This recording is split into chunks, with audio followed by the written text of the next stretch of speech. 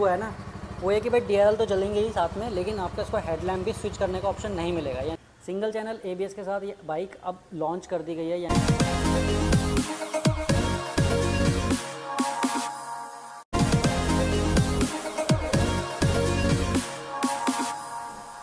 So hello friends, welcome back to the channel, welcome back to new video. So जैसा कि आप title और thumbnail को देख के शायद समझ गए होंगे कि वीडियो होने वाली है कौन सी, क्योंकि हाँ भाई, जब से N160 लॉन्च हुई है उसके बाद से काफ़ी ज़्यादा वेरिएंट्स आ चुके हैं। तो this is all new Pulsar N160 2025 single seat, यानी कि जो पहले मॉडल्स आ चुके हैं N160 में वो थे भाई स्प्लिट सीट, और उसमें कुछ कुछ डिफरेंसेस थे। और अब जो ईरा है 2025 का, यानी कि जब ये लॉन्च हुई थी 2022 में जब मैंने ली थी, तब इसमें एनालॉग मीटर, टेलीस्कोपिक सस्पेंशन, ये सब वेरिएंट के साथ डुअल चैनल ABS के साथ 160 सीसी में पहली बाइक आई थी।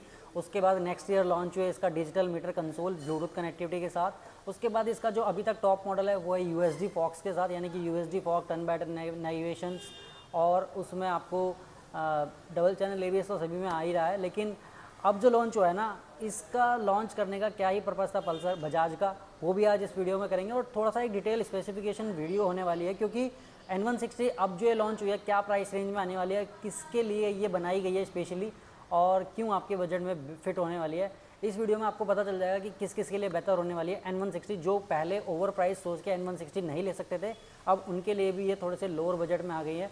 और आई थिंक मेरे हिसाब से ये फैमिलियर वर्जन हो चुका है एक तरीके से N160 का, यानी कि अब आपके पास ऑप्शंस हैं। अगर आप थोड़ा स्पोर्टी सेगमेंट से प्यार करते हो तो मिड वेरिएंट ले सकते हो, टॉप मॉडल, और आपका बजट है 1,70,000 के आसपास का, तो आप जो आपका इसका टॉप मॉडल है वो भी ले सकते हो। और अगर आपका बजट थोड़ा सा 1,50,000 155 के आसपास है तो आप बेस वेरिएंट की तरफ भी जा सकते हो।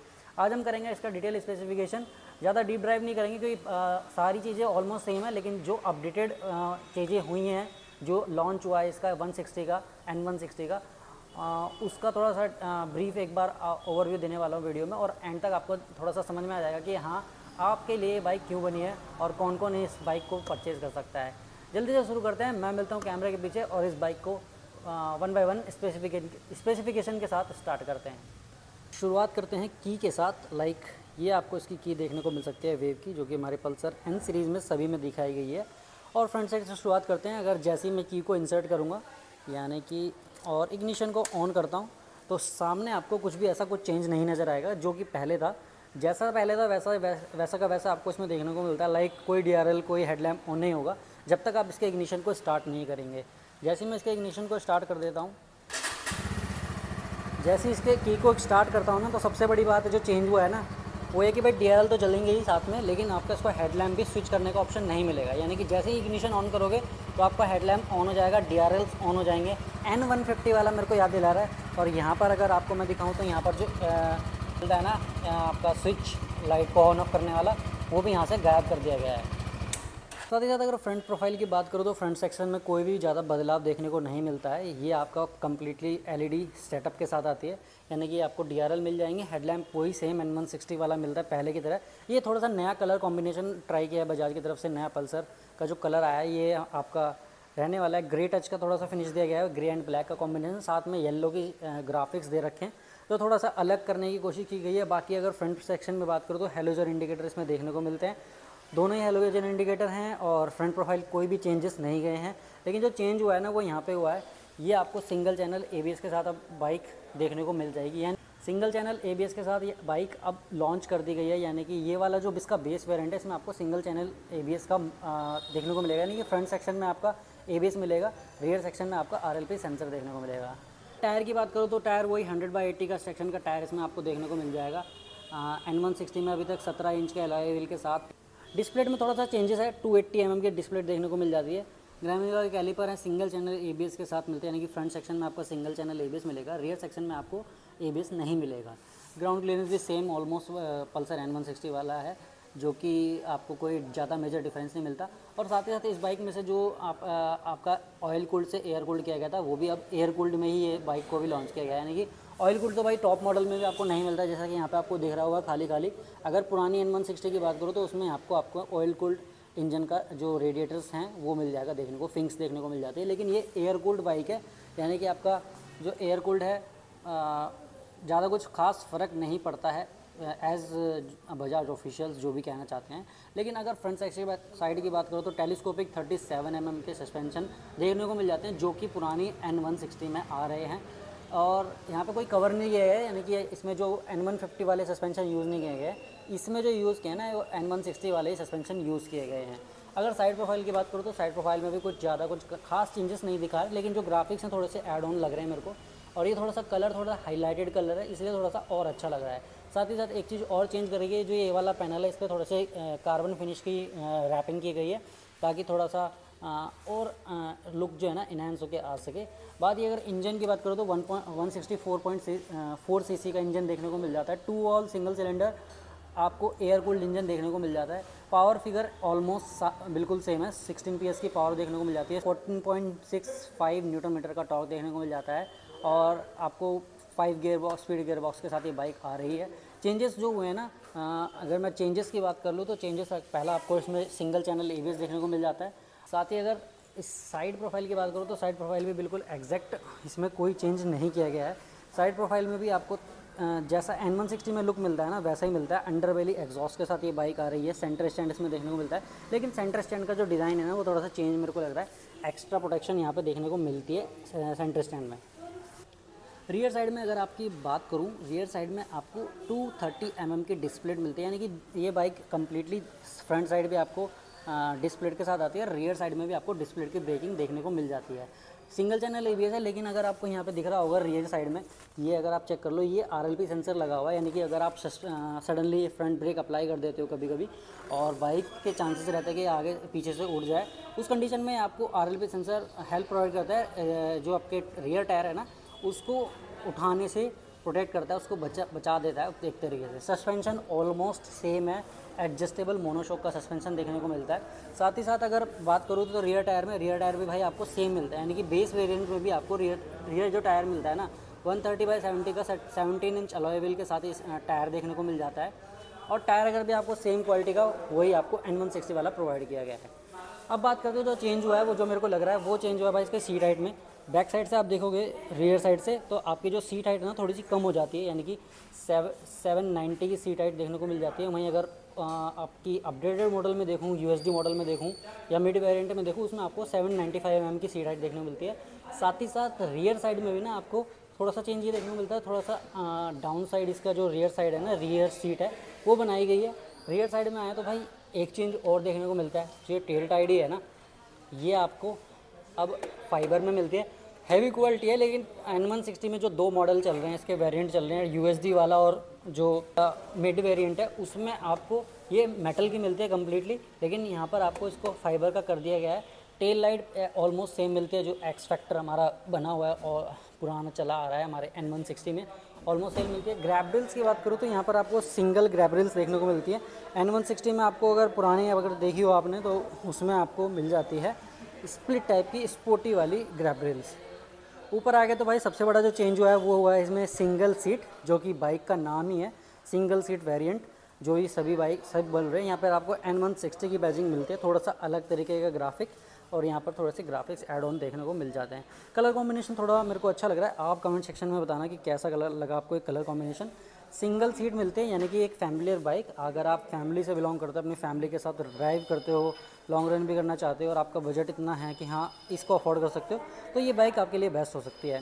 टैंक कैपेसिटी की बात करो तो टैंक ऑलमोस्ट सेम मिलता है, 14 लीटर का फ्यूल टैंक E20 फ्यूल के साथ मिल जाती है। चार्जिंग सॉकेट आपको देखने को मिल जाता है इनबिल्ट, जो कि आपकी ऑनगोइंग राइडिंग में आपके मोबाइल को चार्जिंग प्रोवाइड कर सकता है। इस साइड की बात करते हो, रियर साइड में आपको साइड गार्ड तो मिलता ही है, जैसा कि N160 में देता है, लेकिन इसमें एक एड ऑन चीज़ें मिल जाती हैं, जो कि है आपको N160 में अब लेडीज़ फुटरेस्ट भी आपको देखने को मिल जाएगा।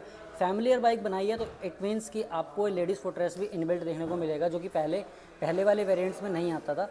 और जो फुटरेस्ट की क्वालिटी है वो N160 जैसी रखी है। ये नहीं है कि भाई mid variant base variant launch करा तो उसमें कुछ कॉस्ट कटिंग की होगी, बिल्कुल ऐसा नहीं है।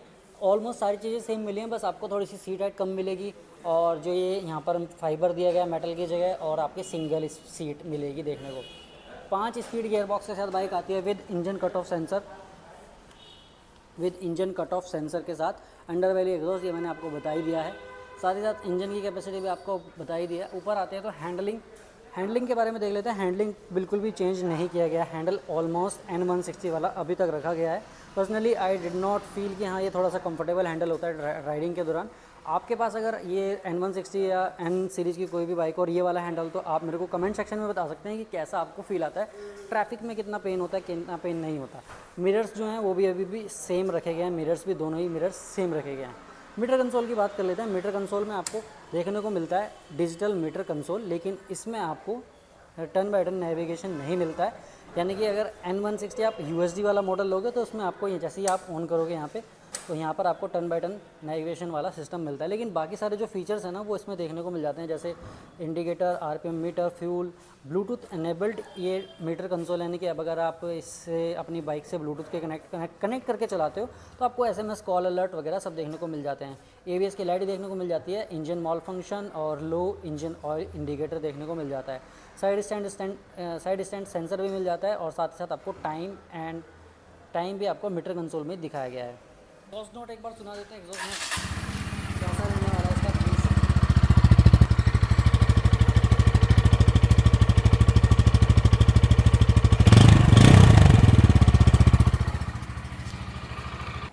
तो ये था इसका एग्जॉस्ट नोट।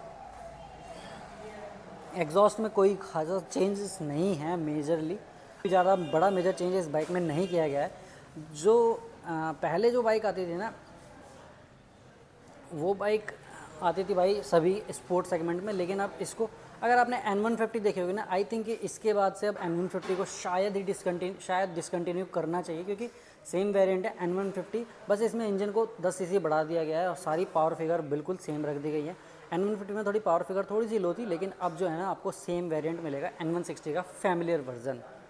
सो अब जो बात कर लेते हैं ना, अब बात कर लेते हैं इसके चेंजेस की।